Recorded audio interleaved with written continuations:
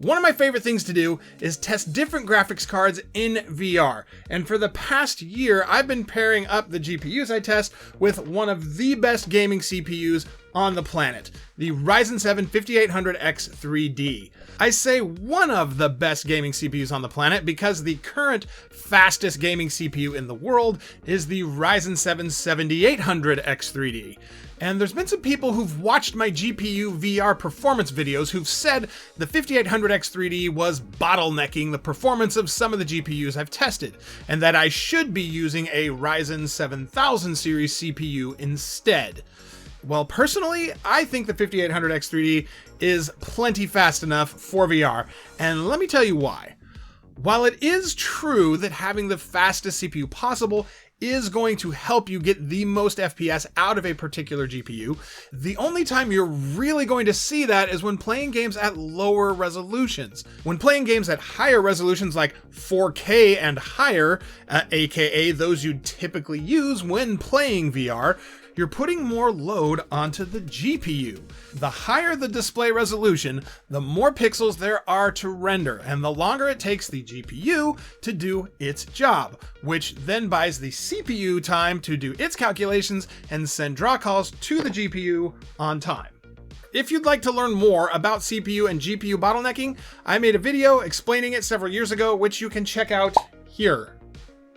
All that being said, while I don't think going to the 7800X 3D is going to make a noticeable difference in VR, the only way to find out for certain is to test it. So I'm going to throw the most powerful GPU I have on hand, the Radeon RX 7900 XTX, into my test PC along with the 5800X 3D, test it in half a dozen or so games with AMD's most current driver, and then I'm going to swap out my entire motherboard and CPU and run the same tests with the 7800X 3D and see if upgrading to a faster CPU makes any difference.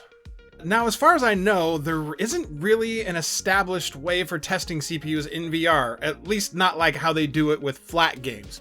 With flat games, reviewers test CPU performance by running games at varying resolutions and seeing how many frames per second they get out of the GPU they have paired up with it. Well, the thing with VR is, unlike flat games, you're capped to whatever refresh rate your headset operates at. At least I don't know how to uncap it with a Quest headset if there is a way.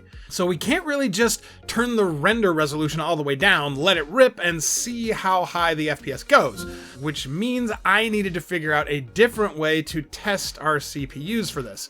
This got me looking at tools like fpsVR, which shows a bunch of different performance statistics, among which we have the GPU and CPU frame times. These graphs show us in milliseconds how long it's taking both our GPU and CPU to render each frame. And as you can see in this example, as I walk in circles around this room in Half-Life Alyx, our CPU frame time is significantly lower than our GPU frame time, which tells us at the settings I'm using here that our CPU is not in any way a bottleneck.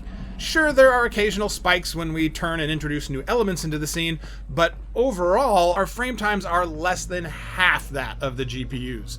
So in this instance, at the settings I used, the 5800X 3D is more than capable of keeping the 7900 XTX busy when gaming at 120 Hz.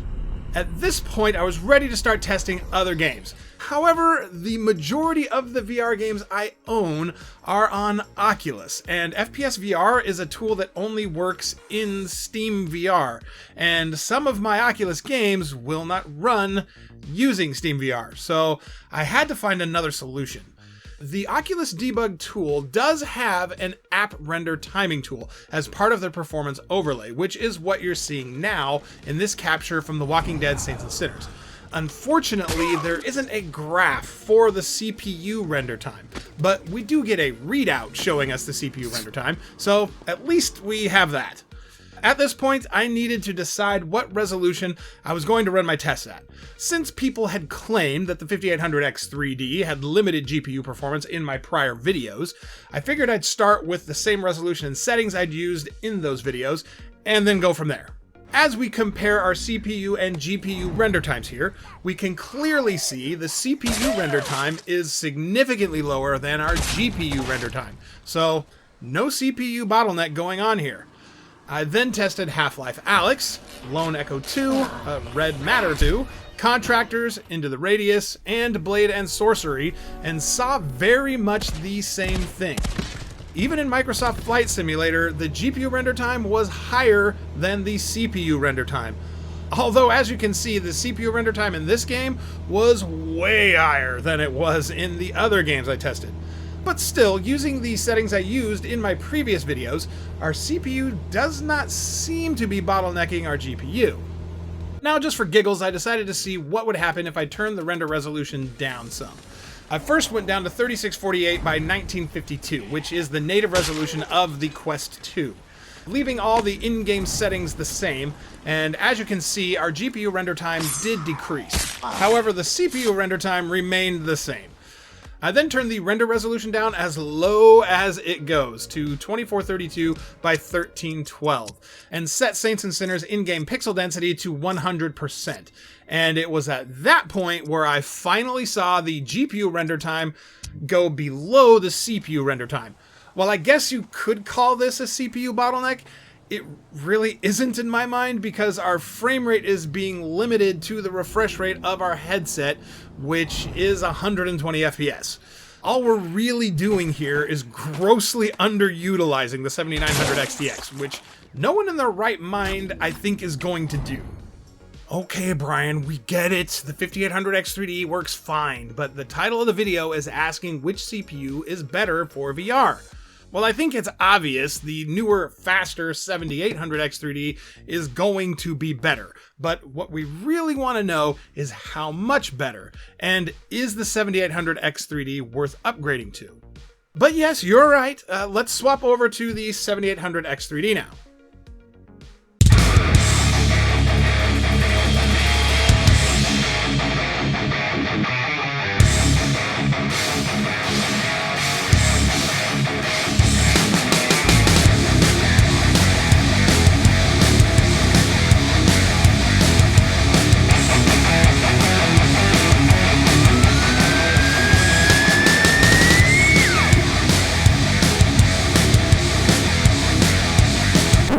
So I ran into a little problem. As I was going to mount the CPU cooler onto the 7800 X3D, I noticed that it didn't seem like it was seating quite right. And that's because the cooler that I have doesn't work with the AM5 socket. Well, it does work with the AM5 socket if you have the correct bracket for it, which I do not have because I bought that cooler before the AM5 socket existed.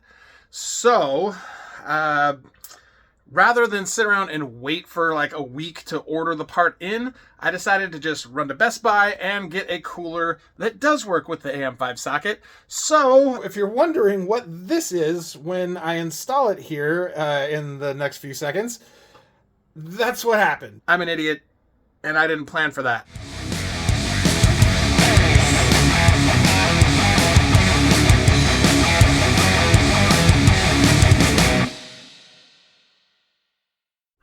Okay, first up for comparison is Lone Echo 2. Putting both CPUs up side by side like this, you can see there isn't a whole lot of difference between the 5800 X3D and the 7800 X3D when it comes to the CPU render times. And the GPU render times are pretty much identical, which makes perfect sense since we're using the same GPU in both scenarios. On average though, the 7800 X3D has a half millisecond to maybe 1 millisecond improvement in the CPU render time over the 5800 X3D in this game. And the thing is, as I tested the other games in my lineup, I found this same trend in all of them. That is until I got to Microsoft Flight Simulator. While flying over New York City, I saw a massive improvement using the 7800 X3D. I mean, take a look at this. On average, the CPU render time is often a good 2 to 4 milliseconds faster on the 7800 X3D over the 5800 X3D. But what surprised me even more about this is how much this improvement to the CPU render time affected our GPU performance. As you can see, we had a pretty significant improvement to our GPU render time as well as to our overall frame rate. Now, there was a lot of fluctuation here, which made things not feel as smooth as they could, but in a real life scenario, I would drop the refresh rate of my headset down to 72 Hz for this game to limit these FPS spikes and smooth things out. But yeah, this kind of surprised me, because it seems the 5800X 3D was in fact holding the 7900 XTX back a little bit in this game. Now, there was one last test I ran to try and get some kind of quantifiable data, I guess, and that was to run both CPUs through the Unigine Superposition VR benchmark. Now, this isn't exactly a CPU benchmark tool, but I wanted to see what kind of difference, if any, we'd see when using a different CPU with the 7900 XTX in this benchmark. And since this is a VR benchmark, I feel it's a good test for what we're trying to accomplish here. I ran both CPUs through 7 different benchmark runs and then averaged those scores together, and the 5800X3D scored an average of 5044.57, and the 7800X3D scored an average of 5059.4. So the 7800X3D got us an improvement of roughly 15 points in this benchmark. Now, how much of that improvement is from the increased performance of the 7800X 3D or from the DDR5 6600 memory we're running with it, I don't know for sure, but 15 points in this benchmark really isn't all that much. I was able to score over 5100 points by setting the fan speed on the 7900 XTX to 100% when using the 7800X 3D, but since I'd run all my tests with the 5800X 3D using the stock out-of-the-box GPU fan curve, I obviously had to do the same with the 7800X 3D to get the most accurate comparison. So what did we learn from this little experiment? For the most part, the 5800X 3D is still a great choice for pcVR. In the majority of the games I tested, the increased power of the 7800X 3D didn't benefit us. For someone already on the AM4 platform looking for a relatively low-cost upgrade from their Ryzen 3 or Ryzen 5 CPU, the 5800X 3D fits that bill pretty nicely. It's still a very powerful CPU, and it's way less expensive than doing an entire platform upgrade to AM5. However, we cannot overlook what the 7800X 3D did in Microsoft Flight Simulator. For someone who's into CPU-heavy games like Flight Simulator, or someone who is in the market for a new PC and wanting to get the best performance possible, assuming you can afford it, the 7800X 3D is clearly going to give you better performance than the 5800X 3D when you boil it all down. Also, by going to AM5, you now have future compatibility with at least 1 to 2 more generations of CPUs. So a couple years down the road, you'll be able to upgrade your CPU, whereas on AM4, there are no newer, more powerful CPUs coming. The 5800X 3D is pretty much the end of the line. So like with most things, it all depends on your particular situation and budget which CPU you should go with.